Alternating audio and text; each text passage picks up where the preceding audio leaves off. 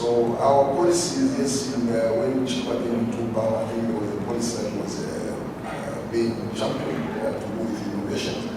But again, it's accumulated dust somewhere in the Ministry of Commerce or whatever. So it's not being applied. So there hasn't been much investment in the application of technical schools. Renovation is quite critical for any SMEs or enterprise to make a meaningful impact in the society. And of course, what we are seeing today, the small reason I think I would say that today in Zambia we have business people that just simply copy, oh, this, my neighbor is doing this, they're rare in chicken, and they often do that. They're more passionate about that. It's just because we are assuming that the business men are ready.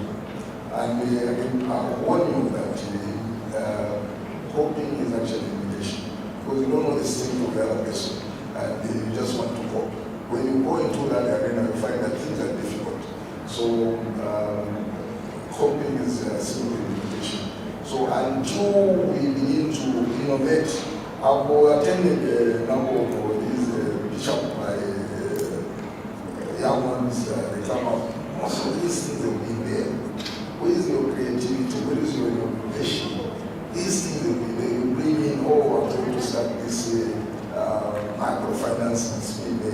You come up with some product or service that is unique, different from what is existing. This is where innovation carries the weight.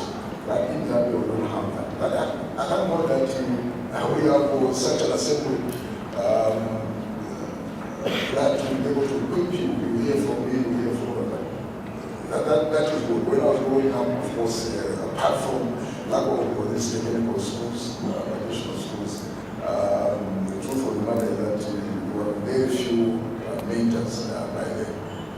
Most of these were just most showing off. But today, there is a blessing to have a lot of mentors. But of course, be careful. Most of these mentors just go and fish something on the web, who will appear as if they are experienced enough. Knowledge is important, but if you can have that knowledge and fail to apply it, there is nothing, there's no power, there's no power at all. So be careful with some of these that flatter you by telling you ABC 101, but just believe in yourself that you can do something. And so begin with your belief that you can do something. I, for one, when I went into business, $300, I was being laughed at. Caponia, what is educated, but yet is in the street. But I'm minded my own business. I matched on was build my company where it is today. So don't be threatened by what you see with other competitors. And just be unique. Be unique in the market. Remember one thing, like Jacaranda, from Jacaranda Mission, it's all about the market. Having that unique proposition in the market, you are giving the service, the goods, that is different from the other competitors, and you win the market. You always satisfy the market and you move on. So innovation is very, very key to success in business. The reason why we are not innovative, of course, apart from lack of those technical schools. I understand that there is some revision on our education policies, I think 2 months, 3 months ago, which is good. But I hope the government can implement that, put more money into technical schools, because I tell you there are thousands of students that come out from our universities, public universities, Bush, University. And I see most of these sending their resume CVs, quite impressive. Of course, come out of AI or whatever, quite impressive, but put them when they field out. There's a mismatch completely. So, what is being offered in our universities, colleges, is not meeting the needs of the industry. So if you can meet the needs of the industry, they're telling you this company, that this country, innovation is quite key, creativity is quite key. Our friends in Nairobi, we read about in Kenya, a lot of innovation that goes on. We won award, M-Pesa award, and mentioned in the outcome from East Africa. So what has happened with us? So innovation is quite important. Thank you. Thank you so much, Mr. Kachulia. To you spoke about organizations focused on helping and empowering women economically. Access to finance is one issue that you raised, and I think Mara raised it as well. It's an issue even in Zambia. How are you helping the women that you work with? In your organization, you work with orphans, you work with vulnerable families as well as women. How are you helping them have access to finance? Since you talked about collateral with the banks, how are they having access to finance? Thank you. So, as I mentioned before, there are opportunities that offer finances for women. And the problem here is women don't have access to such information. That's why there are organizations like mine, NGO, that helps women to get those information. I work with different donors to get these finances so women can get capitals for their businesses. So how am I helping them? We need to collaborate, NGOs, private sectors, and government to make sure that we have all this access for women. So my call to the government first, creating policies that enables women on having these finances and business. As we see, my dear sister there saying starting business in Zambia is how crazy with a lot of documentation and all this. Same to Tanzania. So this sometimes hinders women who feel like, oh my God, it's very stressful. I'll just stay home. Or we don't have access. Having these personal savings, which are not even that enough to the type of businesses that we want to establish. So with me, what I do, there are organizations like the Black Myself Funds, the UN Women, having all these donors and grants for women, and we are trying to help women to get those grants. We're being the link between the women and the financing. So we need to have more of these organizations, NGOs working together with the government, and the government should be friendly or willing to support. Yeah. I think the women in here will be asking, like, how easy is it for us to have access to these donors, even the funds and the finance itself? Because obviously when we have these conversations, people will be thinking it's very easy for me to probably just connect with Dr. Edie, and the next thing I'll have access to that money that you're talking about that is not collateral based. So how easy is it for a woman? The only sad part is that you're not Zambian, but there are women in here, obviously women-led organizations that would want to help other women have access to finance that is not from the banks or other financial institutions that are given at a certain, with a certain interest. How easy is it to access these funds? It's not easy. There are a lot of applications. These grants don't just come. As my sister there says, the idea needs to be tangible. Nobody is going to fund your business or to fund your project if it's not tangible and revenue impacting. So it's not easy. We need to have these ideas which are very funded, because no donor wants to invent an idea that won't produce revenue. So it's really not easy. It starts with all these applications, and the problem is a lot of women don't know how to apply this. That's where we're returning. We need to have this training and access of information. Right. Thank you, Dr. Iti. Round of applause.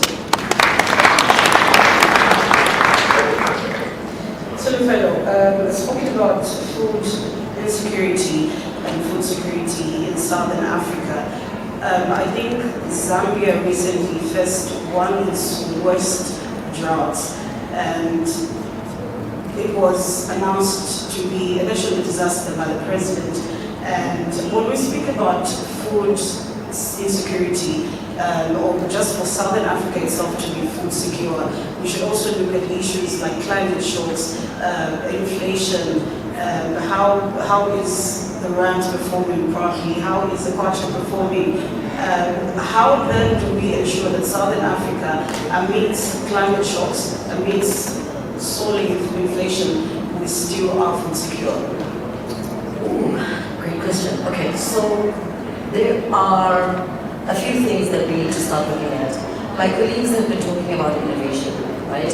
So let's start with, what does innovation actually look like?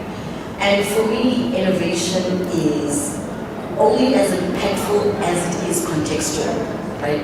Nobody knows how to solve the problem that you have better than you do. You understand the ins and outs of the contextual impact of the problems that you have, right? When we look at geographically, right, from a climate perspective, every 20 years, the weather patterns change, even without climate shocks, right? So a few years ago, we had one of the worst droughts to have ever hit South Africa. But every 20 years, it happens that way. And that then brings me to a point of, do we understand the wealth of indigenous knowledge that we have within our disposal? Because when we had that drought, we had farmers in the winelands who were preparing for that drought because they knew about these 20-year cycles that would change, how the weather pattern would change every 20 years, right? So they were preparing for some sort of a disaster that would occur. And they were putting in irrigation, they were looking at, alternative ways to water, alternative ways to protect the crops from overexposure to the sun, whatever it was. But that takes me back to, nobody understands the problem as deeply and as nuancedly as you do within your context. And I think as entrepreneurs, the other point that my colleagues have made is true. Don't start a business because somebody else is doing it. No offense. So many women are selling eyelashes. For goodness sake, I have my own. Don't start another eyelash bar. We already come naturally with our own eyelashes. Start a business that meets an actual need. Do you understand what I mean? I was doing training during Global Entrepreneurship Week, and this woman stood up and she said, well, you know what, I'm a hustler. And I said to her, respectfully, I don't train hustlers, I train entrepreneurs. Because entrepreneurs are coming out to solve a problem. When you're a hustler, you're going to hustle to make sure that you make ends meet. You're an entrepreneur who's in survival mode all the time. That's what hustle culture is. And that's unsustainable. You want to experience burnout really quickly? Be a hustler. You want to experience poor cash flow systems? Be a hustler. You want to produce poor quality outputs? Be a hustler. Because hustlers don't have to, invest more in personal development and growth, in business systems. You can just hustle. The filtering didn't work, eyelashes. The eyelashes didn't work, wigs. It's unsustainable. So really, find a problem that you can see within your own context and try to solve it. And in agriculture, I think that we are so well positioned as people on the African continent to lean into already existing knowledge cycles within indigenous knowledge frameworks. What do those frameworks look like? They look like talking to your grandmother. Sometimes innovation isn't about going to the ZRDC and reading papers on biomes and ecosystems. Sometimes just talk to your grandmother. Ask her, what did you eat? Why did you eat it? How easy was it for you to grow it? What can I do to it? How many of our grandmothers were already dehydrating seeds and greens long before we were born? It's not a new thing. But how they did it might not fit the mold of being cool and innovative. But some of the greatest innovators that I've worked with in food have turned things on their head. You know, I have a lady in South Africa, her name is Chantal. She makes coffee out of butternut. Butternut. When you eat butternut, do you think coffee? No, you don't.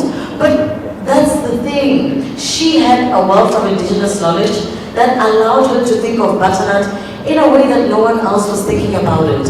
And each and every one of us have some place where we can go, where we can learn indigenous knowledge, and then we can innovate contextually. When we talk about M-Pesa and mobile money now, we talk about it from a, country to country perspective. But when it was created, it was solving a local problem. And now it's become a global solution. And that's what innovation actually looks like. Another silly but really important example for me is phone socks. Phone socks were made by grandmothers because they were afraid to lose their phones. And then they hang around their necks like this lanyard that I have. And it seemed ridiculous. But phone socks were the birthplace of a $90 billion industry, which is now cell phone covers. Innovation doesn't always look cool. Innovation doesn't always look sexy, but it always is impactful and contextually so. So when we go back then to food security and innovation, SADC, we have solutions. We just don't want to make a quick buck. We want to sell fast food, we want to sell alcohol. Think about the food that you grew up with differently. Think about the processing and preserving methods differently.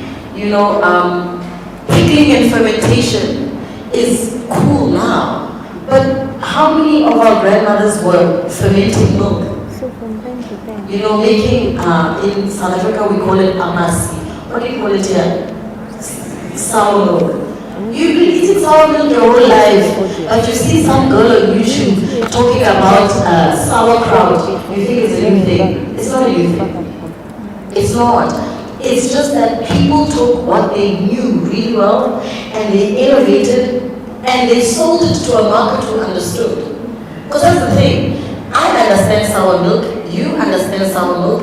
If I add flavor to sour milk, flavors that make sense to us, will you not buy it? You will. So, if we want to solve the problem, even of climate shocks or droughts, or when I first learned of vertical farming, I didn't learn about vertical farming in Singapore, where it's really big. I didn't learn about it in Europe, from the Netherlands, where it's also really big. I learned it from a man called Daniel Kimani, who's Kenyan. Because he took the same idea that's being proliferated in the West and he made vertical growing towers out of clay from the pond down the road. The solutions are all here.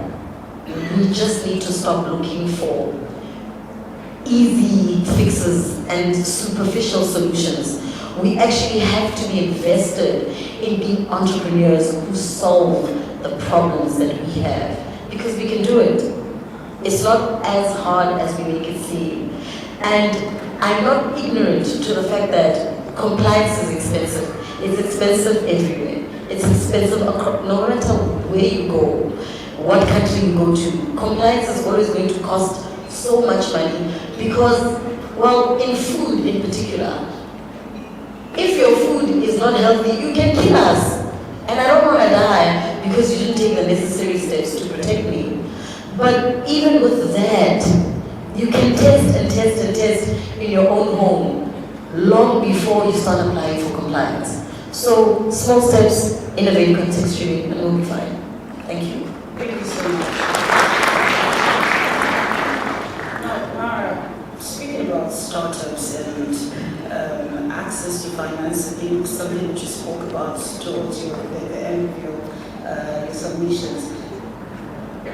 Let us talk about how I'll start at Zambia. Since you're saying the first thing you have to think about isn't the financial aspect of your business, but you have to have an idea birthed. When do we start talking about finances in business? Or obviously for a person to say, I want to get into business, they've already thought about an idea and where they see their business or idea taking them. When do we start talking about finances? And for somebody who started very small as well, how easy is it to access finance in Zambia? We spoke about banks. I think this is a conversation that the SMEs are having in Zambia. How banks are charging them high rates when they go there for loans. Where do you easily access finance as a startup? So I think the conversation about financing your idea or your startup is to start from inception. At the point when you start just ideating, conceptualizing, you need to know how much it's going to cost you to start, right? You need to know how much you want to sell your product or your service for. Who's going to buy it? How many more people can buy it, right? And if you can sell one product or one service and repeat that over and over and over, then you've got a value proposition that you can then start building your bankable pitch deck, right? So the concept on financing, and I feel so sorry for us. I don't know if it's a Southern African issue or it's a Zambian issue. Our relationship with money is so horrible. Like just the thought about money is almost as if it's something very foreign. The idea about wealth, about just amassing a large sum of wealth. When we don't talk about millionaires in Zambia, there's always a negative connotation. What do they do? They sold their ideas in Dubai. What are they doing? Who are they with? Who's their best at? It's because we have such a negative relationship with money that we're always assuming that because people have generated enough wealth, there's something wrong with them. Or there's something wrong with us, right? So the concept about understanding what money you need and where the money will come from is at the point of ideating. If you don't start from there, you will struggle with finding your starting capital. The other thing about access to finance is, whether we like it or not, Zambia is largely, GDP is heavily contributed by businesses in the informal sector. Your household community, your spaza shops, your tempers, your salons. We are building a product called Value, which is a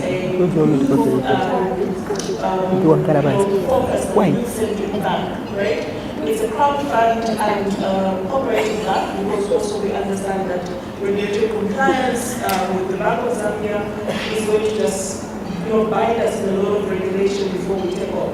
So we launched by youth. And in our research, we're trying to understand who are the new pushers of cash in the country.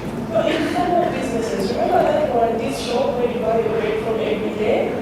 And you're thinking he's a wizard or a witch, that's why he's successful. No. He's just understood what his customers need and what he needs to stock his shop with every day, his inventory.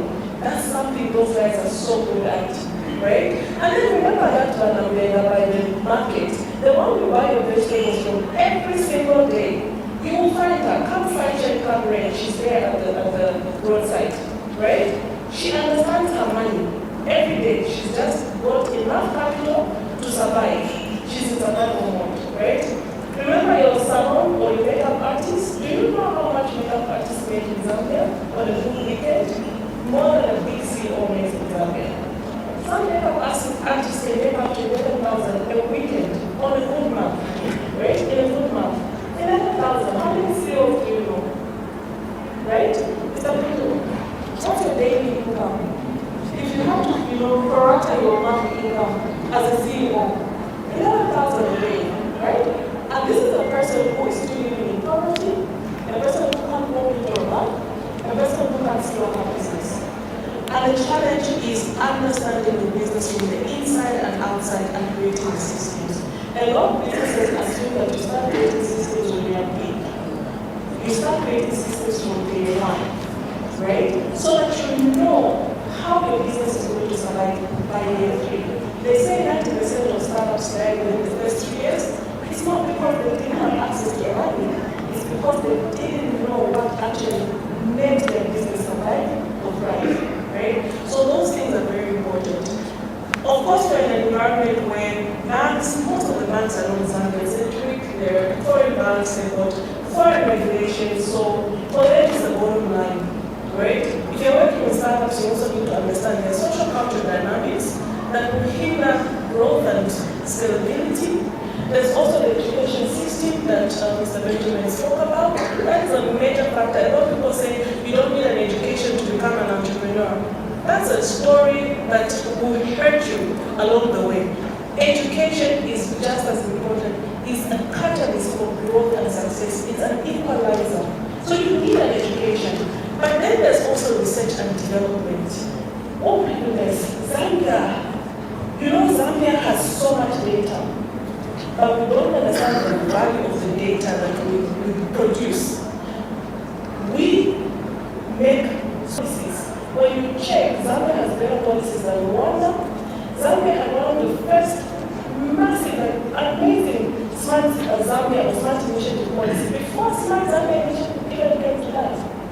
Zambia was actually the fantastic product. It's because the people received it and the people gave feedback and the developers came and reiterated, iterated, rebuilt it and used the data that they were collecting to improve the product. Research and building by youth, we're using the data that we've collected the last 8 years as Jacaranda Hub, working with over 20,000 youth-led enterprises, MSMEs and SMEs. And that data is what is telling us what product we need to launch and who we're launching it for. It's one thing to say, oh, we're doing something beautiful for youth. We also know that youth are clustered in different segments. There's the youth in school, youth in university, youth in the rural areas. We're working with some of our youth in the rural areas, and some of the findings in this same country, in Lusaka province, just up the road, Mumba, right, Central province, you'd think you'd only find challenges in Borokosa. Ladies and gentlemen, Zambia needs an innovative mindset. The challenges that we found in us, just a few miles away from Lusaka, in Mumba, the lack of literacy, the low literacy levels, the lack of infrastructure. If you want to build an innovative environment, you need to understand what's driving it. Digital transformation is one of the most fastest way to achieve innovation, right? Because everyone mistakes innovation for digital or computers or technology. No, the two are different. But what will amplify innovation is digital transformation. Accessibility, affordability, infrastructure, all those things amplify the drive towards innovation. So if you can't solve those, even the concept of access to finance will still remain a thing. Right, thank you, Mara, for that submission. Right, we have to end our session, but I think in under 30 seconds for our panelists, I'll start with Dr. Indi from the far end. Let us, as we're closing, just an emphasis on collaboration for women-led organizations in this case. Of course, everybody that is in this place. For those that have got women-led organizations, collaboration, which is a key aspect that you spoke about in under 30 seconds. I want you to speak to the issue of collaboration for women-led organizations, which is a key aspect that you spoke about when you were making the submissions. Okay, thank you for the question. Yeah, it's really important to work together in collaboration because I think if you want to go far, you have to collaborate with other people in order to go far. So Dr. Salma, I would love to welcome any organization. I would love to work with organizations in Zambia. I am working in Tanzania mainland and Zanzibar, where my organization deals with women economic empowerment. So if there is a Zambian organization that deals with that, you're welcome to collaborate with me. Yeah. Thank you so much. Mr. Julia, as CEO of a very, very huge company, an empire that you built for over decades, Let us talk to discipline as we also end this session. Discipline within business. Discipline is very critical to successful in business. It's all about the character, and the character should be constant, not like an image. So discipline in terms of your finances, how you manage your finances is critical. How you manage your customers is very critical. Because you need customers who make a good purchase. And those customers will be able to speak for you. Outside marketers, so that company is this, and we need to grow the customer base. So I talked about discipline finances, also appreciating stakeholders. Stakeholders can mean suppliers, stakeholders can mean employees. How you treat employees is very important. Yeah, so there's usually a saying that the customer is always right, but I'll tell you one thing. It's actually going with how you treat them, because it will create a culture within the organization that motivates people to come up with innovative ideas, creativity, and a zeal to save the customer 100%. But if you're not treating your employees well, of course, there's a challenge there.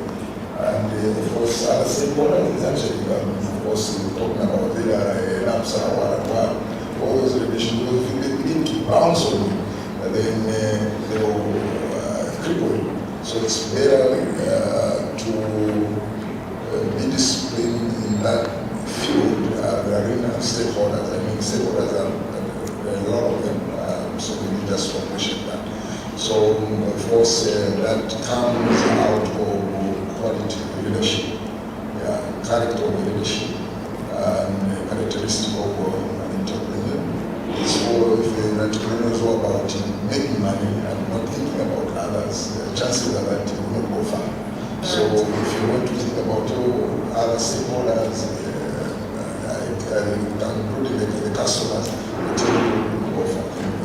Thank you so much, Mr. Katulia. And so, Nofelo, I want you to speak to incorporating technology into agriculture in just under 30 seconds as we conclude your remarks. Okay. So, start small and scale up organically. John Deere has a 10 million rand tractor that I absolutely love. I think it's the most beautiful piece of machinery I've ever seen in my life. But I've come to recognize that that 10 million could do a lot more if it was invested differently. The shiny things are not always the best things in our context. Start small. And when we think of technology, it's not always, as she said, connected to ag apps or food ag. We don't need another Uber Eats. Technology could look like a small mechanism that allows for easier watering of plants, which could just be a plastic tube with a hole, Technology really, in agriculture very specifically, you can start very small, very rudimentary, and grow from there. Don't be afraid to start small. Be afraid of not starting at all. Thank you. Thank you so much. Mara, as we end with you, I want you to speak to how a startup can navigate the market. I'll say start small. Start small. Identify a problem. I think that's the best way to start. Just identify a problem. I do acknowledge that we don't have a lot of innovation hubs in Zambia or incubation hubs, so quite a few, but we're here anyway. So join a hub, come to Jacaranda Hub, let us help you on your journey to creating a unicorn or a multi-dollar business that you've been doing. It takes an ecosystem to build businesses. And I've seen that in countries where ecosystems are well defined, there's a lot of success in Nigeria, South Africa. We hear of unicorns in Nigeria in the fit and the agribusiness space. It's because of the ecosystem and different players coming together. We are building that in Zambia, don't worry, we are a bit on our way. One of the most positive things to happen is the government, through the Ministry of Technology and Science, putting together a startup bill which will contribute. So with that also it will help in terms of defining who's a startup, who's an MSME, who's an SME, and what is government doing to incentivize the different stages of entrepreneurship within the country. That starts small and fail, don't be afraid to fail. Make failure your best friend. Fail fast, fail forward. But find a mentor. It is easier to grow and to fail fast when you have a mentor that is supporting you. So find a mentor, and we provide that at JHA. Find a mentor, find a sponsor. And the sponsor doesn't give you money. You're not looking for a sponsor that will give you money. You're looking for a sponsor that will open doors for you. A sponsor that will make sure the name improves you, you get back in your life that you're able to enter on your own. Find a sponsor and belong to some sort of network. It will be easier for you. You don't have to go through what we went through. We went through that path so that it may make it lighter for you. So learn your fast and learn fast. And stop Zambia's progress. That's number one. All right, thank you. A round of applause for the panelists. And we come to the end of our third session this afternoon. My name is Multi-Disciplinary and I have been your moderator. Good afternoon. Wow. Unless you're sleeping, can you give them a big hand? Amazing, wonderful, practical solutions that you were giving us. Very reachable. You know that sometimes when we have motivational speakers talking and you're like, how did I ever reach that? Now I started with one egg and now I don't need eggs. Okay, what happened? What was the process? And you have been practical. Thank you so much for this free consultancy. Another big hand, ladies and gentlemen. At this point, I will ask our panelists and our moderator to please be standing so that we can take those beautiful pictures. Wow. Reservoir of rich information. And the moderation was just amazing. A big hand for the moderator.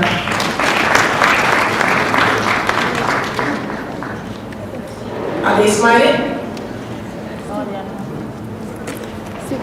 If they are not smiling, it's because they are upset that you're not starting up businesses. Fantastic. Thank you so much. Okay, another round of applause for our panel discussants and moderator. Ladies and gentlemen, were you checking on your neighbor? Were they sleeping? Ladies and gentlemen, please be upstanding. Please be upstanding. We are preparing for yet another panel discussion, so I really need you awake. And this one is easy. All you need to do is remember your name. You know what your name is? Okay, so if your name is like mine and it starts with Kunda, I want you to do this. Introduce yourself to the next person or maybe the third person from you. And you say, example given. You say, hi, I'm Kind Kunda.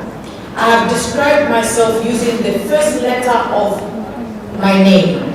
My name starts with K, so I've said kind. It's an adjective. So I want you to find an adjective that starts with the first letter of your name. And in your description, you must be kind. Because some of you, let's say for example, if you're Nicholas, I don't want you to say, hi, I'm naughty Nicholas. Say something nice about yourself, but using the first letter of your name. Okay, so walk away from your seat and go and bring somebody you don't know. Introduce yourself using an adjective that is starting with the first letter of your name.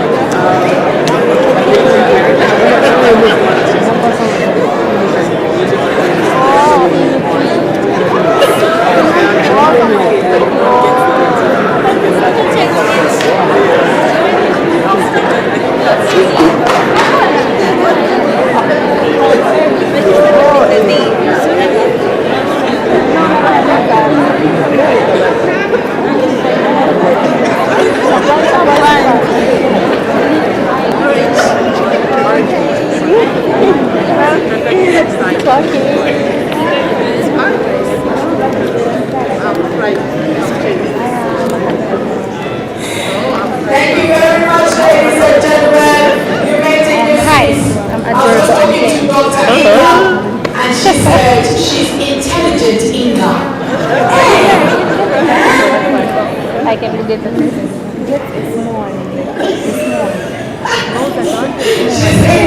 She said she just telling the truth because she got 6 high degrees. 6! And those are levels, we don't know what is. Because I suffered to get my 1 degree. 6, okay, we shall not do those things. So intelligent, eager, and then maybe there was marvelous, maybe. I hope you followed and you described yourself nicely, eh? Ladies and gentlemen, we go straight into our last panel discussion for the day. And leading on this discussion is Andrew Mwansa. I know a number of you have met him, have seen him on TV, but today is the opportunity that you have to see him in person, flesh to flesh, direct, live and direct. Ladies and gentlemen, if you can, put your hands together for the top seasoned producer, TV, broadcaster, Andrew Mwansa. And as Andrew comes forward, just to let you in on the high-level plenary session, it's the state of entrepreneurship in Zambia and Africa, stories from the front line. And I believe this one will be another very engaging, very interactive kind of panel discussion. Once more, let's give it up for Andrew Mwansa.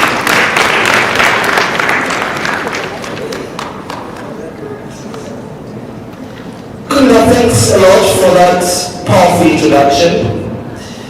I was looking forward to do the show with you this morning into afternoon, but because of the challenges I had, but I'm aware that you did a very good job in driving the ship. Good afternoon.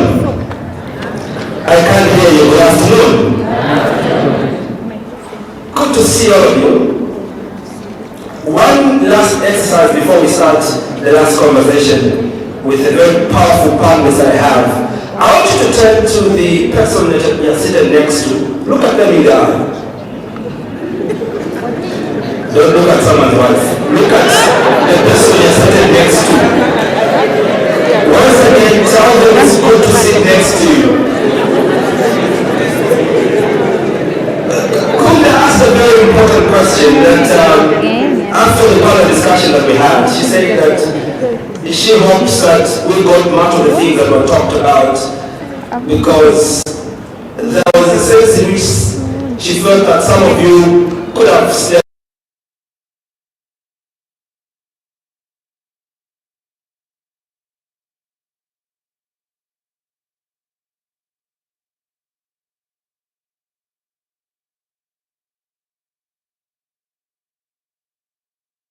That you tackled at IC University in whatever program.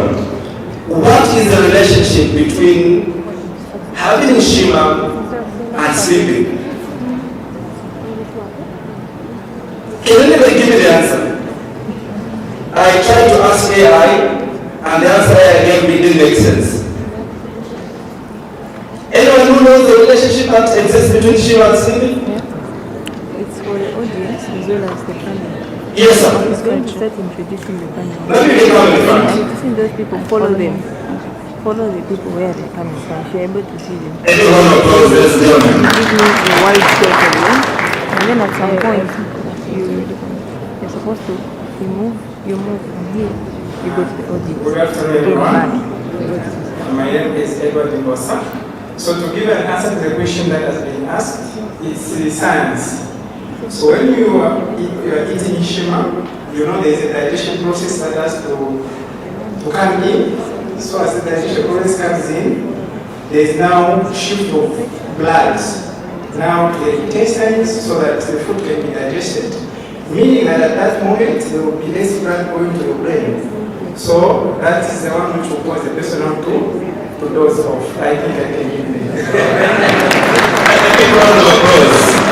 It's actually very scientific. I was thinking it's spiritual. Thank you so much, sir, for giving a breakdown of what happens. So perhaps maybe the next time you come to a workshop or a conference, maybe get some rice. I don't know if it's the same thing when you eat anything starchy. Like when you eat rice, potatoes, is the effect still the same? I don't know what to eat then. But ladies and gentlemen, we're getting into a very interesting conversation. And the format of this conversation is that I will simply ask 2 questions to all the panelists that are going to come in front.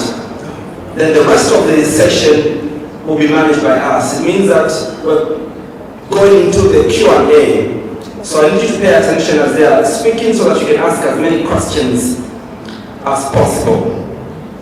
This afternoon we're looking at the topic Frontiers of Science and Technology, Shaping Africa's 4th Industrial Revolution, Exploring Advancements in AI, Renewable Energy, Agri-Tech, and Digital Payment Infrastructure.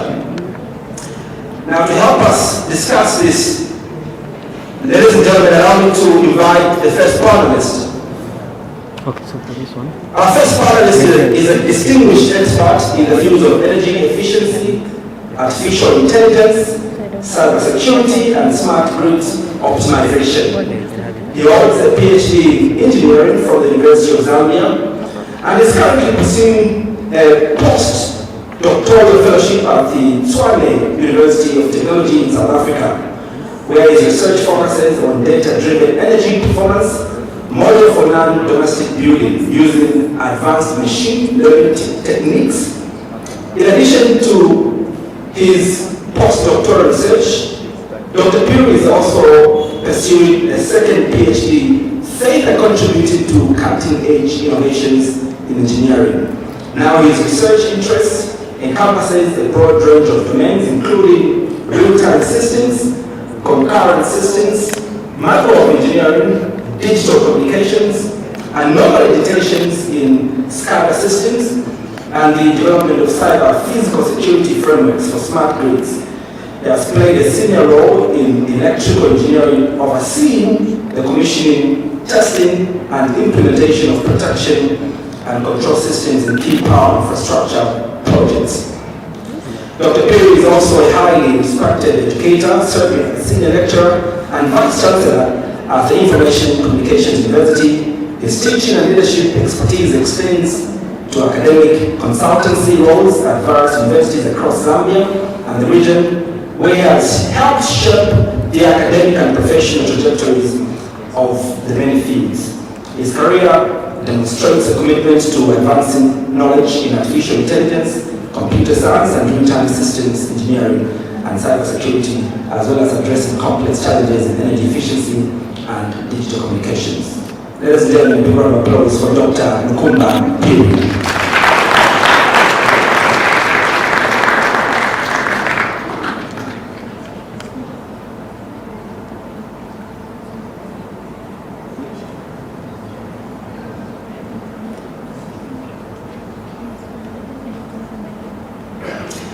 Thank you so much, Doc.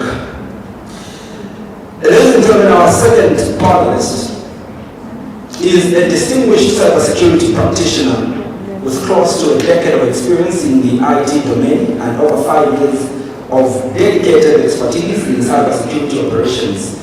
He currently serves as Assistant Manager Security Operations Center at the Bank of Zambia, where he leads key functions including threat intelligence, digital forensics, and incident response for the nation's central banking ecosystem. He holds a bachelor's degree in cybersecurity engineering, a master's degree in information security and digital forensics from the University of East London, and is an MBA candidate at the Information and Communications University. His professional development includes specialized certifications in penetration testing, digital forensics, threat intelligence, incident response, red-blue team operations, and deep dark web analysis. Now, before joining the central bank, our panelists held senior cybersecurity positions at ATN Momo, ATN Zambia, and Digital Safe Limited. He has also been instrumental in helping Zambian organizations achieve ISO 27001 certification, leading national-led level cyber attack investigations, deploying advanced security technologies, and managing SOC teams supporting high-risk mission and critical environments. He's passionate about advancing Africa's cyber security resilience and frequently speaks on topics such as evolution of cyber threats, cyber security capability building, digital forensics, and regulatory compliance within modern digital ecosystems. Ladies and gentlemen, put your hands together for Mr. Mike Nando.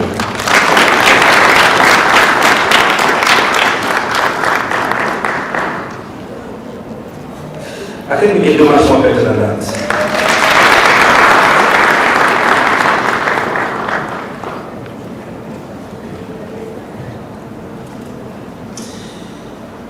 Our third panelist, ladies and gentlemen, is a scientist at CAP International, Southern African Center in Lusaka, Zambia. Her work focuses on research aimed at effective management of invasive species of importance in Zambia. And similar agroecologists, she is also the country coordinator for CABI's flagship Plantwise Plus program that aims to reach 75 million smallholder farmers across 27 countries with vital plant health information to help them to effectively address plant health threats. She is a crop breeder, biotechnologist by training with over 12 years of experience in agricultural research. She holds a Bachelor's of Science in Molecular Biology and Genetics and Masters of Science in Plant Breeding, both obtained from the University of Zambia. Now her PhD is in plant breeding and it focuses on breeding maize for 4 armyworm resistance, improved yield and yield-related traits. This work led to the development of foundational maize germplasm for breeding foul-resistant maize in Zambia and similar agroecologies. She has published her research in several peer-reviewed journals on invasive species management and on the role of breeding improved crop varieties to address farmers' challenges including climate change and other boundaries of agriculture. She has published with Journal of Crop Protection, Crop Improvement, Climate and Development, Genetic Resources and Evolution, Sustainability and Research at different fora including the 29th International Working Group of Ostinia and other maize International Society for Tropical. In Pretoria, Malaysia in 2025, beg your pardon, the inter-19th Triennial Symposium of the International Society for Tropical Root Crop, African Association for Insect Science, University of KwaZulu-Natal's annual PRI's Conference 2020 South Africa Science Forum, 2017 to 30K University Students Week as international guest speaker in Alabama Award Regional Shadow Fair 2015 at the International Institute of Chemical Biology and Environmental Engineering 2015 conference in London. She contributed over 24 articles on biotechnology and agriculture through a regular column in Zambia's Farmer magazine from 2012 to 2015. Ladies and gentlemen, a big round of applause for Dr. Chakwa Kasoma.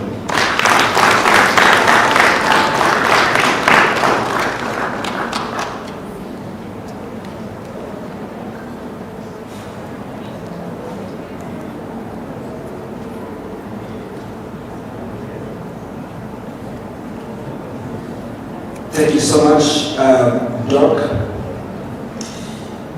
We quickly move on to our fourth panelist for this evening.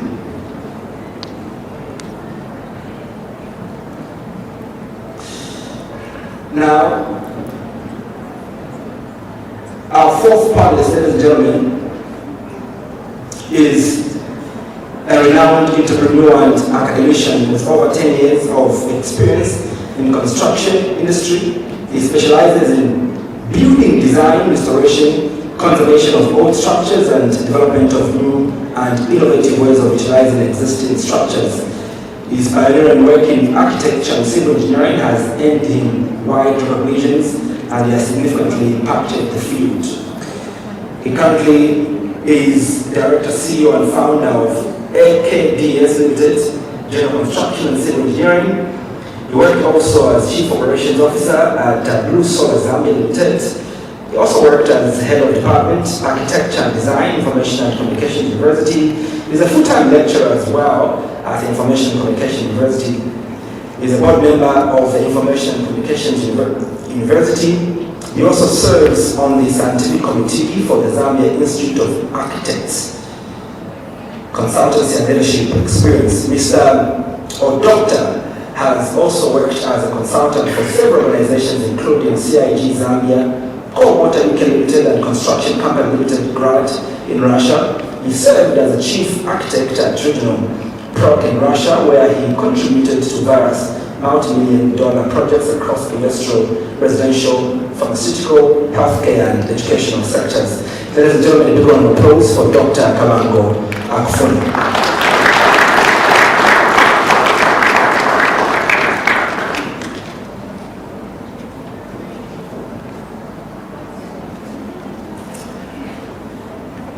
Last but not least, our next panelist is the country manager at Energy Africa, where she leads national strategy, stakeholder engagements, and program implementation to expand access to clean, cooking, and renewable energy technologies in Zambia. She brings years of experience in climate change research and environmental policy analysis with expertise in climate justice, ecosystem-based adaptation, environmental economics, and community-based resilience. She has been actively involved in national adaptation plans and nationally determined contributions under the Paris Agreement.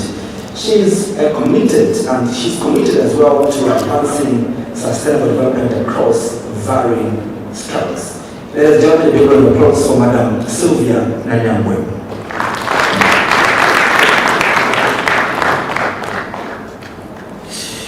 Wow, that was some long introduction, because our panelists truly have a rich series. Could you have us begin with you, Dr. Lukumapiri? As a leader in higher education, you are a VC at IC. A critical concern is the brain drain of tech talent. Beyond just creating curriculum, what innovative industry-embedded models can African universities adopt, not only to produce world-class AI and ICT graduates, but also to create the compelling ecosystems that will keep them on the continent to build our digital future?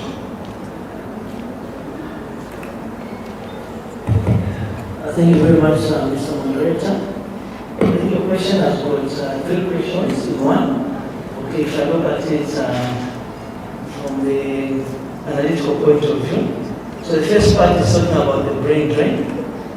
Okay, so we're asking why and how we can prevent the brain drain. I think to answer this, the first part of the question is, I think I'll borrow the words from Pro Lumumba, okay, Pan-Africans, who said that Africa has got an affinity for people without ideas. Okay? I'll echo that sentiment again. Pro Lumumba said that Africa has got an affinity for people without or with little ideas. Okay? And this is the key enabler of the brain drain. I'm saying so because until now, we're going to find that Africa is going to bench the top scorer. Okay? For those that watch football, it's every coach's dream, okay, to start the top scorer. But in Africa, you find that the top scorers are always on the bench. Okay? So what happens? So there's always a league that is always looking for top scorers. And you find that there's Europe and other countries. And most talent in Africa finds itself in societies where they are appreciated. Then how do we prevent this? Okay, that is the first part in terms of brain. So there's the issue of identifying talent. It's not difficult to identify talent in Africa because talent in Africa is seen because it's a rare gem in Africa. So it's very easy to see a talented person, be it in academics, be it in sports.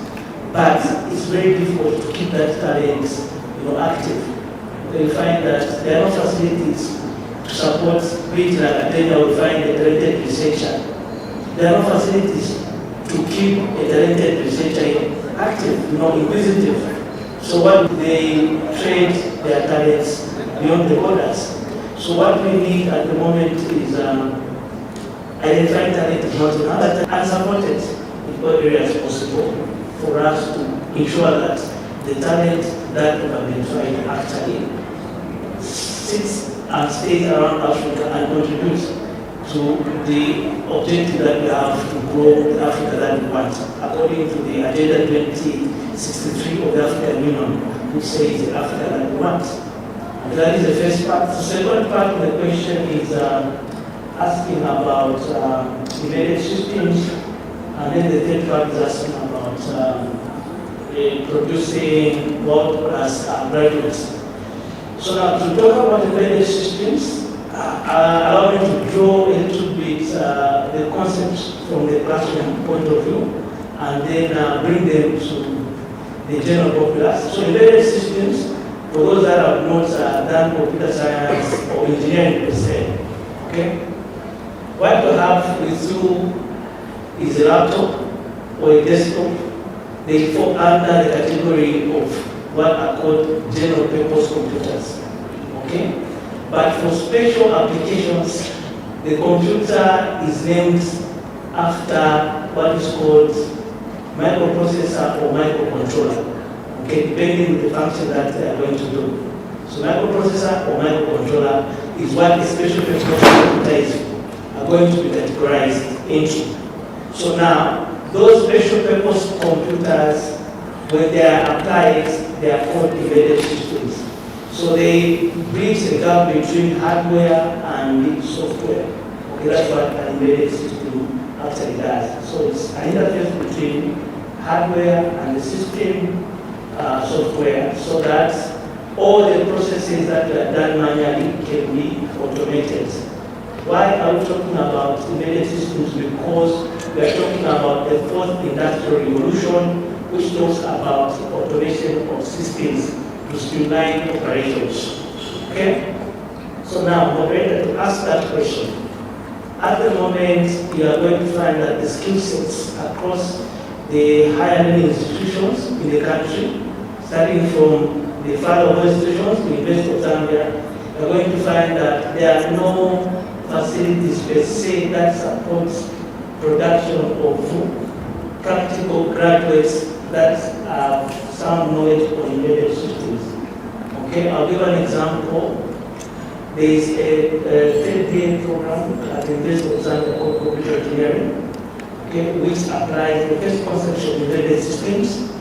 I'll tell you that at the moment, the tool that is being used to demonstrate, okay, those lessons is Emulator 886, which is a program that was developed in 1972, okay, which is the backbone of the Pentium 4 microprocessor. So what are we talking about? We are still dealing with technology that was discovered some 50, 60 years ago, okay? So meaning we are not where we're supposed to be. At the moment, people are talking about the ARM Cortex, okay, which is the latest technology, of which there is no university across this country that has got a test bed to train students for the ARM Cortex.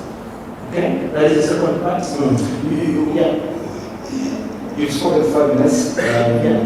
Doc, I'll give you another chance in the second round to just exhaust. So let me just conclude for the last part, because the question was loaded, right? It was 3 questions in 1 question. That's why we didn't take anything more of time. So the last part is talking about producing the quality graduates. Yes, there is an opportunity if we invest in education, we invest in the right curriculum, and we have the actual labs, physical labs, not the dry labs that we are seeing across a number of institutions. If you can have wet labs, if the lab requires us to have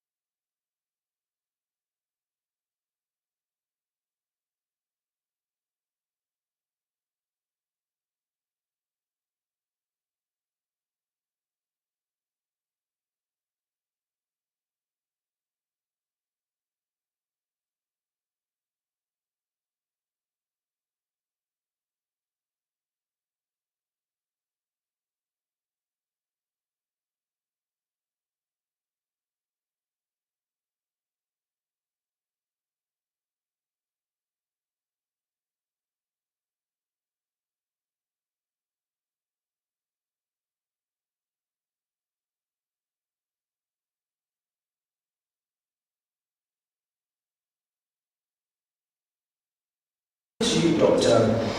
Kamano, Africa's urban population is exploding.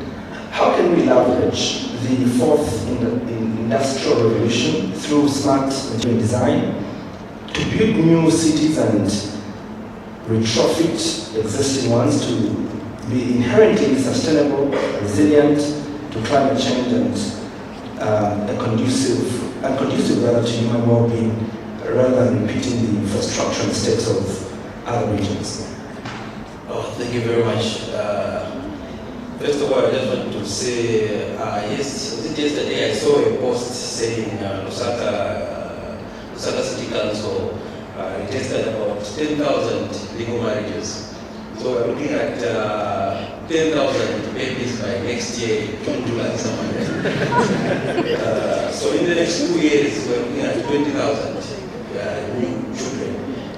This is not talking about the people who are coming from rural areas. A few months ago, I was in Ukuru. Truth be told, there is no one who wants to stay in the bush anymore. Everyone wants to come to Lusaka.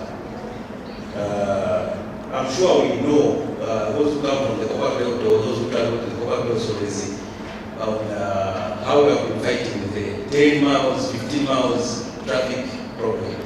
I'm sure most of us in this direction, or if you have not been in this direction, we know about the problem of congestion.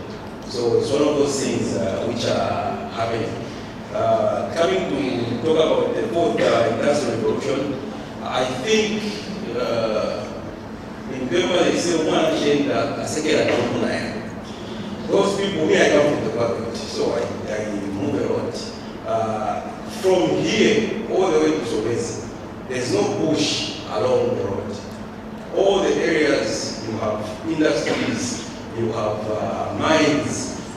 Those who are brought up in Chingola, Kitwe, they know. There's no demarcation between Chingola, Chambishi, Kitwe, Kabushi. There's nothing. So speaking about the fourth coming industrial revolution, I think we are late. We need to be talking about something else. Because at this time, the rate at which Zambia is developing is not a joke. So even the rate of which we are supposed to be developing infrastructure should be at that level. But truth be told, we are still sleeping. Everyone is sleeping. Architects, engineers, entrepreneurs, we are sleeping. A month ago I was at the ZRDC conference. I said the same things. All of us were sleeping and we will just be sitting there and complain. Let's go complaining. The government is looking at increasing the copper production from about 10 million metric tons per year to over 40 million metric tons a year. Also, the government is looking at increasing the maize production from 4 million metric tons to about 10 million metric tons. So this won't just come just by talking, let's increase. No. We are looking at infrastructure. Are we ready for this increase? Are we ready in terms of infrastructure, road-wise, processing units, accommodation-wise? Are we ready? And the question is no. I'm sure everyone of us can agree. And speaking about infrastructure, we in Zambia have the tendency of building, developing infrastructure, knowing that the urban population is increasing, and we just develop it and forget. We don't renovate. This facility we are in was built some time back. I don't know if there are any proper renovations being done to it to accommodate for the future expansion of what we are discussing. Let me give an example. Yesterday I was driving through, I came at Hero Stadium. Looking at Hero Stadium, that stadium is not functional. It's an infrastructure which was built and we forgot about it.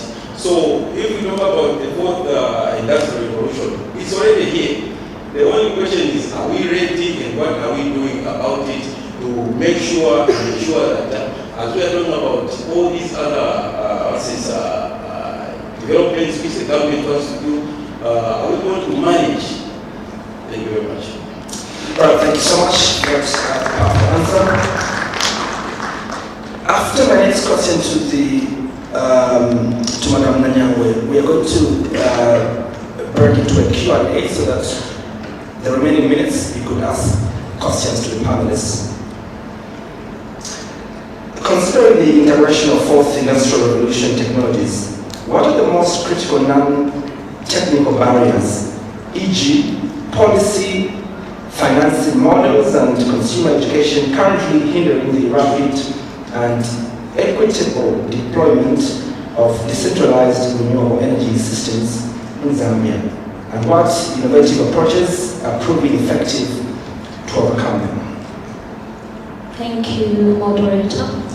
I think to start with the issue of equity across different sectors of the country has been such a huge issue in our country.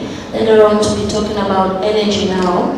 To start with, yes, we have made progress in terms of technology advancement in light of energy, infrastructure, and every other plans and programs in place. But to start talking about equity at this point, I think is really far-fetched, honestly. When you look at the progress that has been made, let's just talk about the current scenario of load shedding in country. Who is affected? What is being done? Who decides who has what portion of energy, what kind of energy, what kind of infrastructure, and the access to that are very varying questions that may need serious focus. So when we look at barriers, I think the first thing I'll think of is policy. And when it comes to policy, we are looking about what is lined up in terms of what to follow, by who. Is it clear?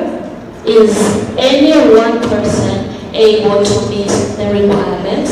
Is any one company or one community able to meet those requirements?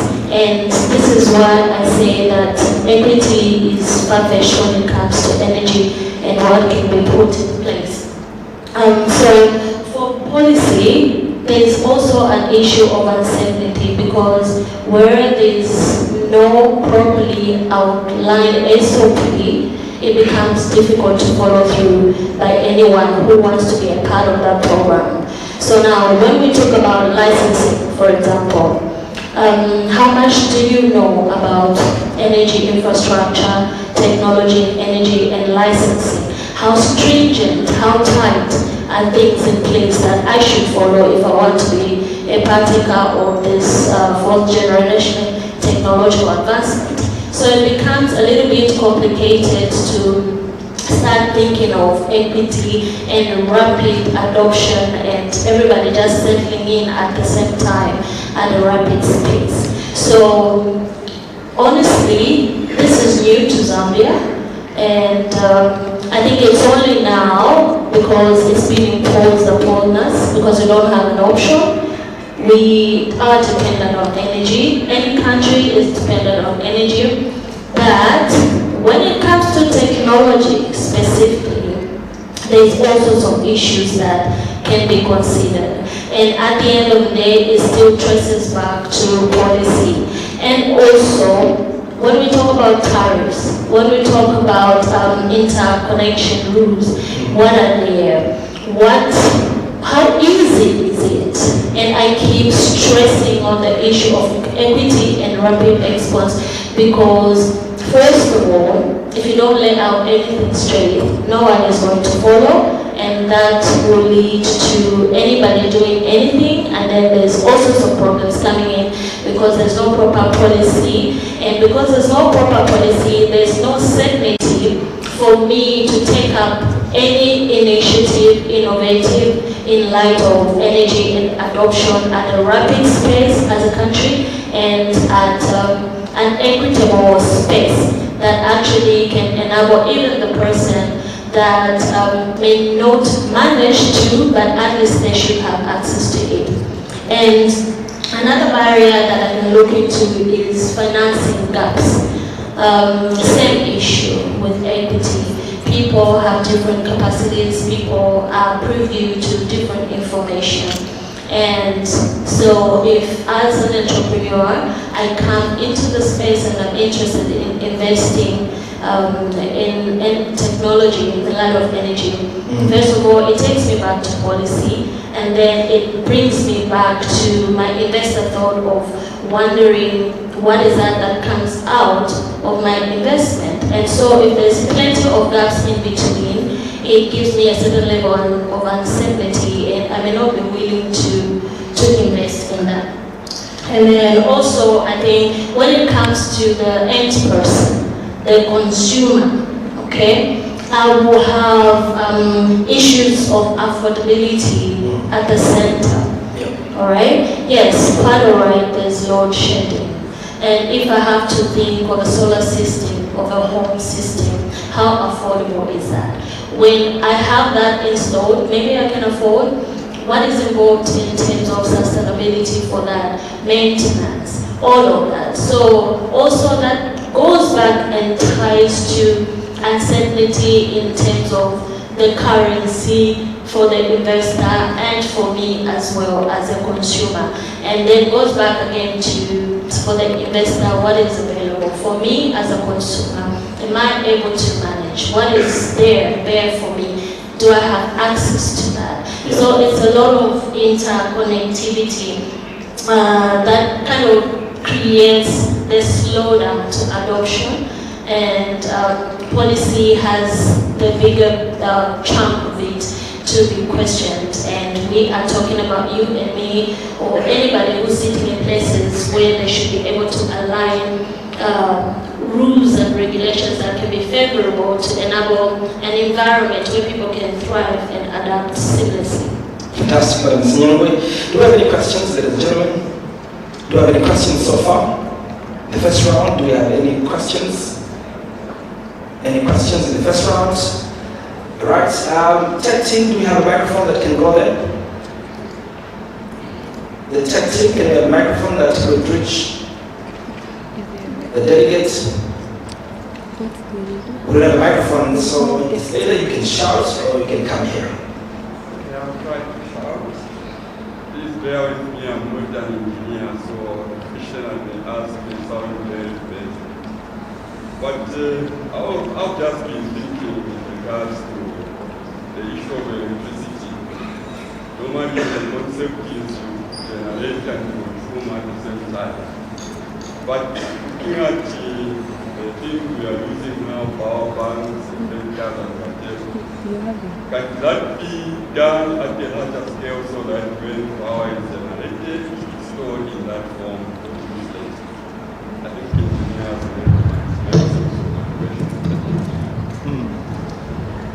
Okay, fantastic. I got part of your question. I don't know if you had the question correctly. Visi, do you want to respond to that? Yeah, so his question is on, I think 0% is on load shedding, and then he's brought up the aspect of backing up of power, battery storage, in short. That's what he's talking about. Okay, so the issues with power, I think Madam Sylvia touched much on it, and it said that she talked about which is missing in the general populace in our country. Okay, so energy, the key enablers and barriers to having access to energy, okay? And most of those barriers, mostly they hinge on the policy aspects. So let me just give you a little bit of a background from the Zambian perspective. So the cost of generation of power in Zambia is set at 7 US cents, okay? 7 US cents, okay? That is the cost of generating power from hydro power station, okay? And then the cost of transmitting, because when you generate, it doesn't end there, okay? It's coming from the machine. So from the output of the machine, it will cost you 7 cents per kilowatt hour. Okay, so now to transmit that generated power from the power station to the nearest transmission substation, it will cost you around 13 cents per kilowatt hour. Okay? And then for it now to reach your neighborhood, which is the distribution substation, it will cost you around 15 cents per kilowatt hour. But currently, you are consuming that power at around 7 cents. That's what you are buying that power for. Okay? So you are buying that power basically at the rate of generation.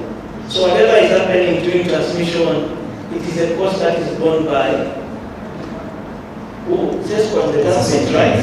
Okay, so now to bring in an investor, because when an investor comes, they should have policy. They want to understand who is going to be the consumer. Okay? At what price are they going to buy our power? That's what they are looking at. Because they are investors, they want to recover their investment. So they will ask who is going to buy this power. And when they discover that the person who is supposed to buy is going to buy it at the cost of generation, are they going to invest?